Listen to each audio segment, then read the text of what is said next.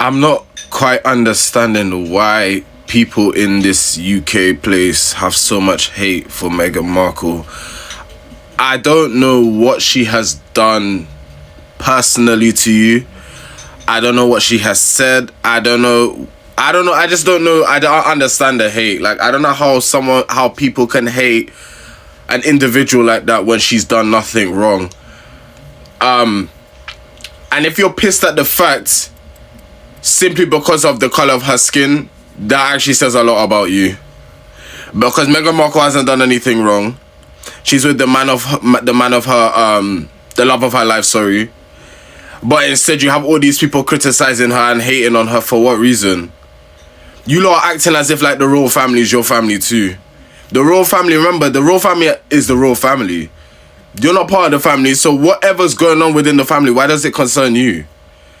It's not making any sense to me. It's actually it's quite hurting to see that, and it's stuff like that that makes people, you know, I don't want to say the word, but you know, you lot need to be mindful of the stuff you're saying, man, because God forbid, if something was to happen to her, she done something to herself, that's on you. Like, I will simply come on here and make a video and say, I will blame you.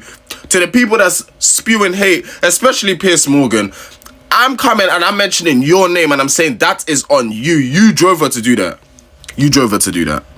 This actually does not prove anything. Who do you think voted? Like, yeah, it's apparent that she has haters. So if this is true, which who knows, it doesn't prove anything. It proves that people saw the poll, disliked Meghan, and voted for her.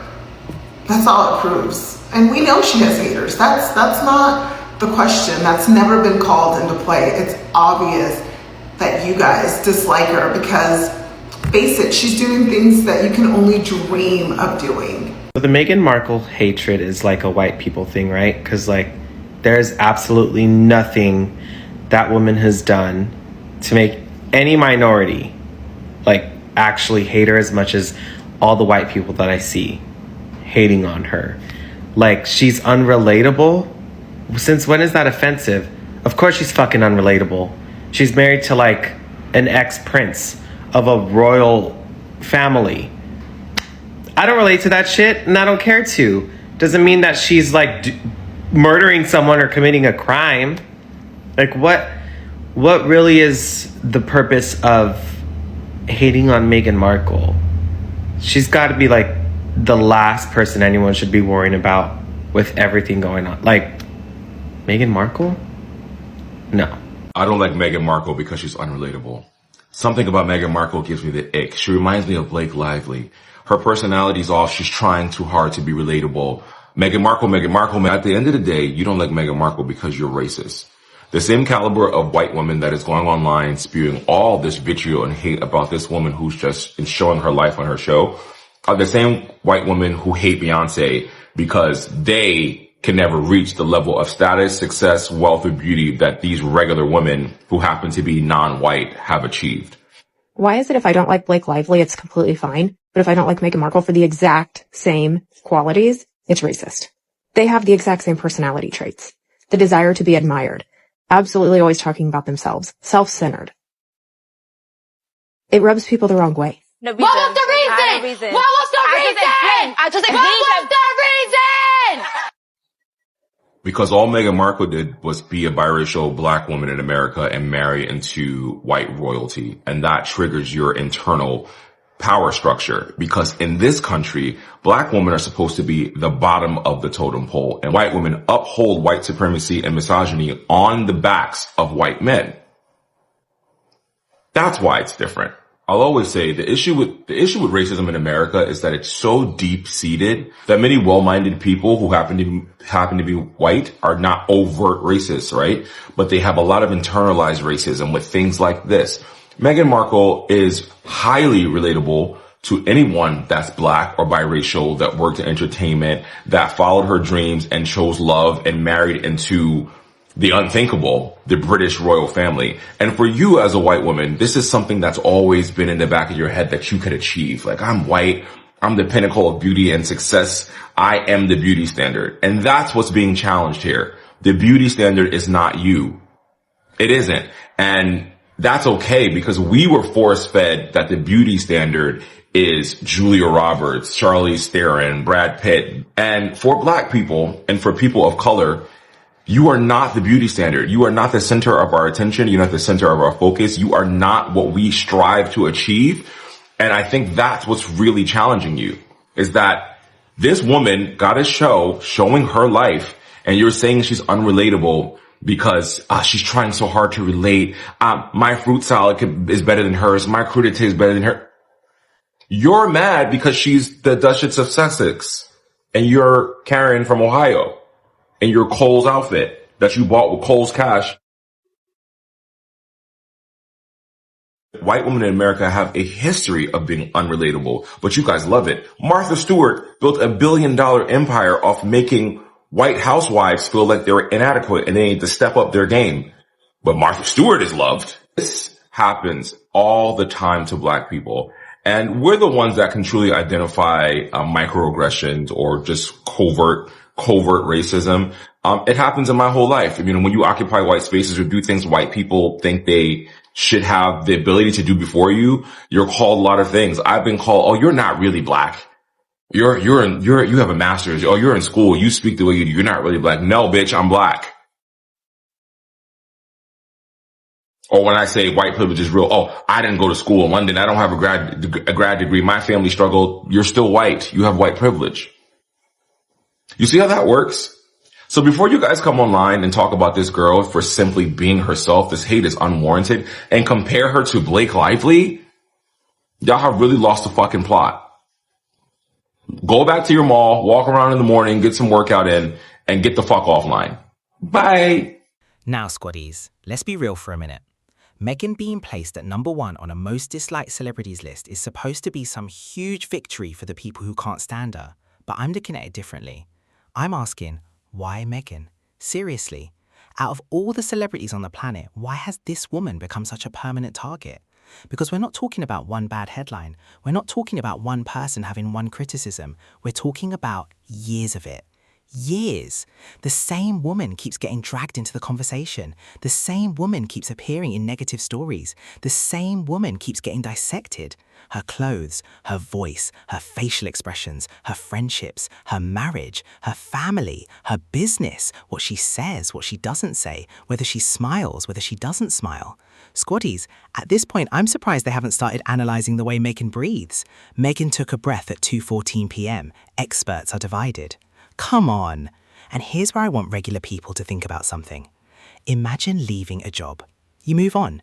You start building a completely different life. But years later, your old workplace is still talking about you, still watching you, still writing about you, still arguing about you, still telling everybody how much they supposedly don't care about you. At some point, you'd be like, if you don't like me this much, why are you checking my every move? That's the contradiction. But when the hostility becomes this constant, this personal, and this relentless, I think we're allowed to ask a bigger question. Why has Meghan become such a special target? And Squaddies, I'm not going to sit here and pretend that race has nothing to do with this conversation, because that would be dishonest. Meghan is a biracial woman who entered one of the most traditional institutions on earth. She wasn't just another celebrity walking into a room, she represented something different. A black and biracial woman becoming one of the most visible women connected to the British monarchy was always going to challenge some very old ideas about what royalty was supposed to look like.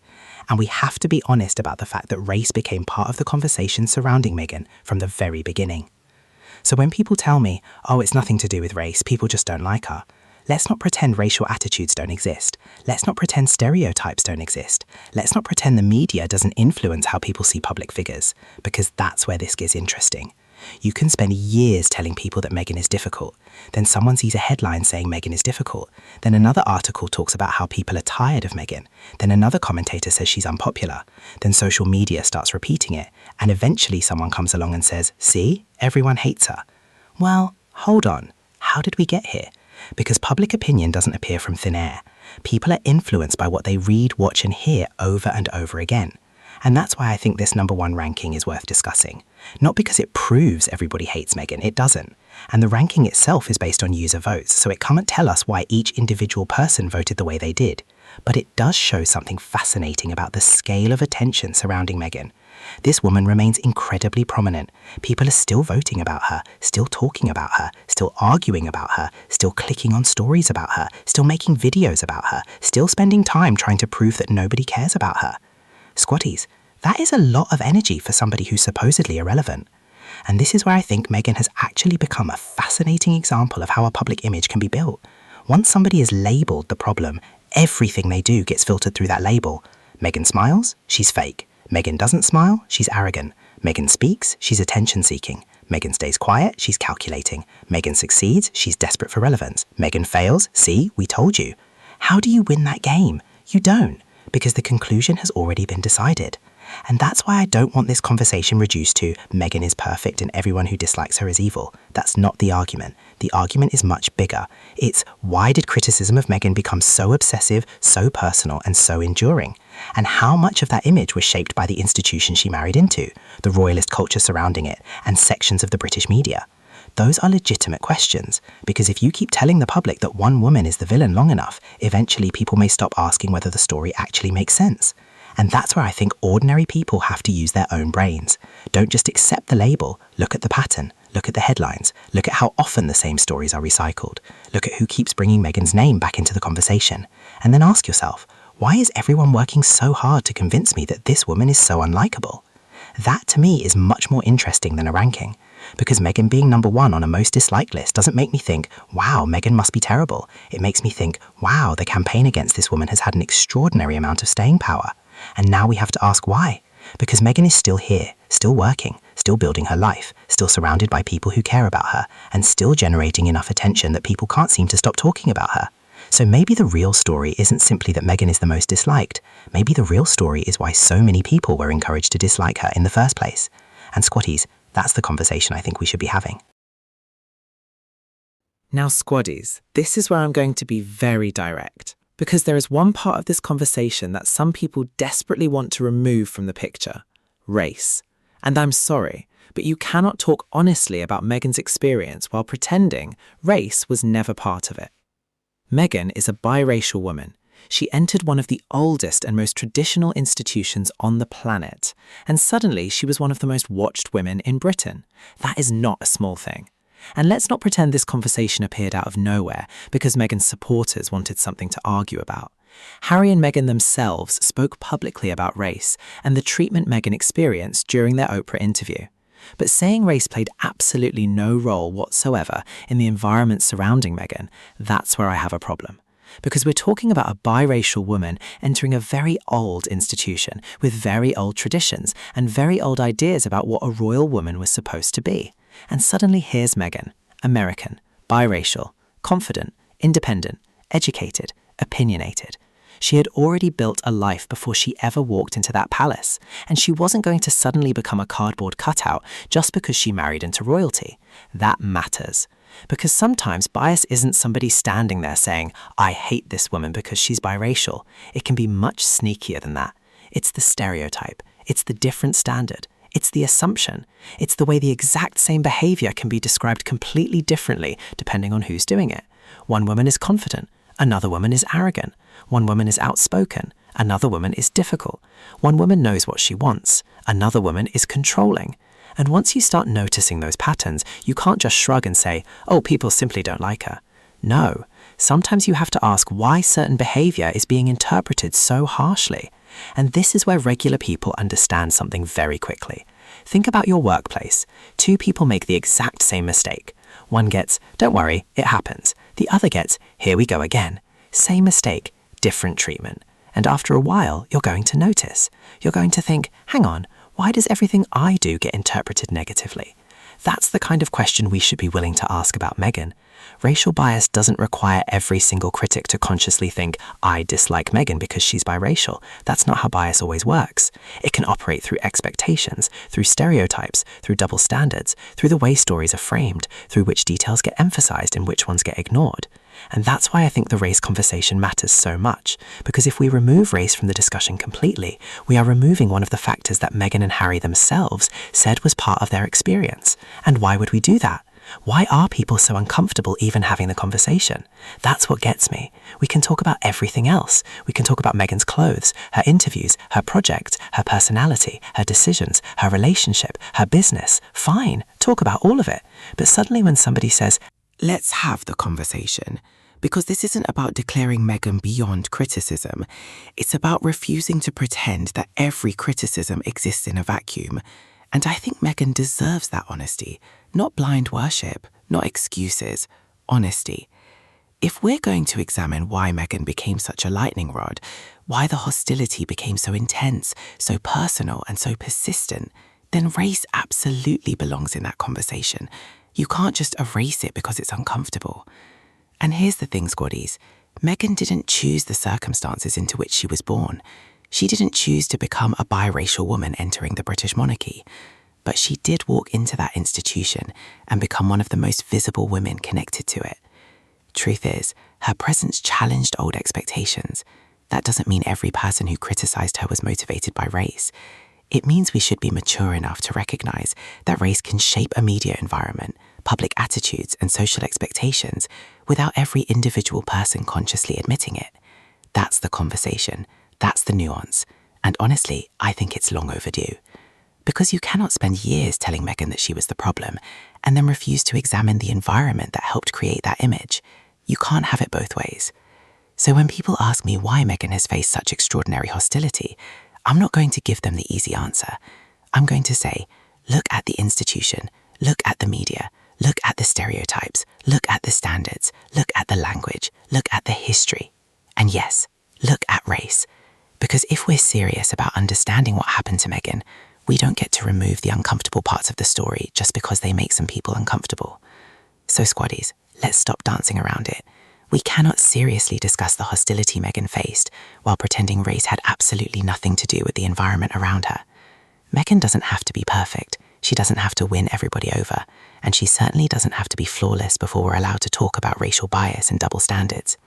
If we're going to talk honestly about Meghan, then we have to talk about all of it, including the uncomfortable part that some people would rather ignore: race. Now, Squaddies, this is where we need to talk about the machine around Meghan. One nasty comment online is one thing, but when negative stories are constantly picked up, repackaged, and repeated, personal dislike becomes a public narrative, and Meghan has been subjected to that on a massive scale. Her clothes became a story, her expressions became a story, her friendships, marriage, pregnancy, voice, confidence, and businesses, everything became material. Honestly, Squaddies, what was she supposed to do? Walk around with a royal instruction manual, smile for 4 seconds, wear beige, and don't look too confident? Whatever Meghan did, there always seemed to be another negative interpretation, and that's how the media machine works. One story gets published, another outlet picks it up, a commentator reacts, social media runs with it, then another article reports on the reaction. Suddenly, one tiny incident becomes a whole saga. And after hearing the same description of someone over and over again, people eventually stop asking, did this actually happen? They start asking, what else did Meghan do? That's the problem. The narrative comes first, and then everything gets used to support it. If Meghan succeeds, there's a problem. If she launches something, it's supposedly failing. If she's confident, she's arrogant. If she's quiet, she's cold. If she speaks, she's attention-seeking. If she doesn't speak, people wonder what she's hiding. How do you win against that? You don't. The goalposts keep moving. And I'm not saying every royalist sat in a room plotting against Meghan. That's not the argument. The point is that Meghan became a massive target inside a huge ecosystem of royal commentators, newspapers, broadcasters, social media accounts, and royalist supporters. And the British tabloid press knows something very well. Anger sells, drama sells, outrage sells. Meghan quietly lived her life isn't exactly screaming front page, is it? So the negative version keeps getting oxygen. And eventually people who aren't following every detail think, wow, Meghan must really be awful. But they may simply be hearing the same story from 20 different directions. That's the power of repetition. And here's the question I keep coming back to. Are people reacting to Meghan herself or to the Meghan they've been repeatedly taught to hate? Because if Meghan is supposedly so irrelevant, why are people still monitoring her clothes, businesses, friendships, appearances, and every little move? You can't spend years saying nobody cares about Meghan while constantly publishing stories about Meghan. Pick a lane. And that's why that #1 most disliked ranking deserves a closer look. It doesn't prove everyone who dislikes Meghan was manipulated, but it does give us another reason to ask, how did this enormous negative image become so powerful in the first place? Meghan didn't create the headlines, she didn't write the nasty columns, she didn't invent the hostile labels, but she's had to live with the image they helped create. And maybe it's time people stopped accepting that image automatically and started looking at Meghan herself. Thank you all for watching. Hope you enjoyed the podcast. I am your host, Miles. See you all in the next video. Goodbye.